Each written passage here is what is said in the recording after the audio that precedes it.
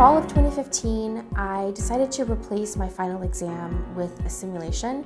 It's called GlobalDNA, and it's made by a software company out of Chicago called Capsim. And essentially what students are able to do inside the simulation is create a product, run their own company, and then export that product to different markets. So the great thing about the simulation is that it allows the students to actually take everything that we've learned about international business and apply it in a real-world setting. Each company that a student runs, either as an individual or as a team, depending on how the simulation is set up and depending on the semester, runs a company that's divided into 4 separate departments. So there's the R&D department, the marketing department, the production department, and then the finance department. So from start to finish, students really get to experience how to run all aspects of a global business. So in the R&D department, they're going to be looking at data that tells them what the customer preferences are for the different types of products across different regions.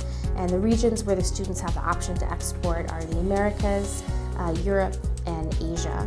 And so that's where they actually create their product with its features in the R&D department. Once they've created the product, then they move over to the marketing department, where they again examine data that's provided by the software to look at the pricing preferences, exchange rates, and also market growth forecasts to forecast the demand and market share for their own products.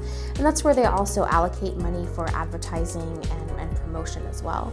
Once they've made those forecasting decisions and pricing decisions, then they go over to the production department, where they take their forecasts and again they look at data provided about the market by the simulation to figure out how much they're going to produce in-house and how much they may want to outsource to an outside producer.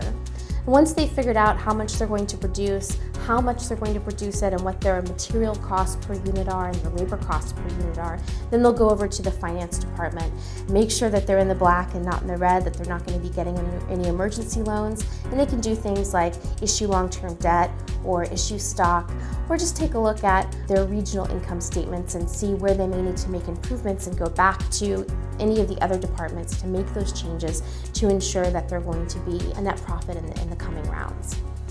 So I think that generally there's a big disconnect in academia between professors giving a lecture, students taking notes, and then students taking a multiple choice exam or another type of written exam.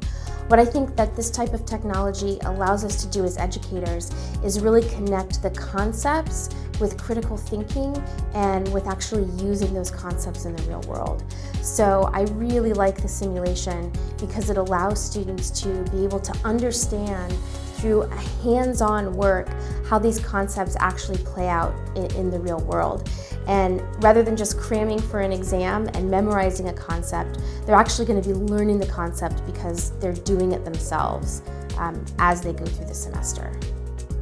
I would also say another thing that I really like about the simulation is that it comes with a lot of research and information that the students have to understand and read and study and pour through before they start inputting decisions into the simulation. So even though the numbers that they're inputting into the simulation are simple enough, the work that goes into it requires a lot of critical thinking and a lot of heavy lifting on the part of the students. So it's something that's very substantive. It's much more substantive than a multiple choice exam that I could give to the students, and I really think that's important.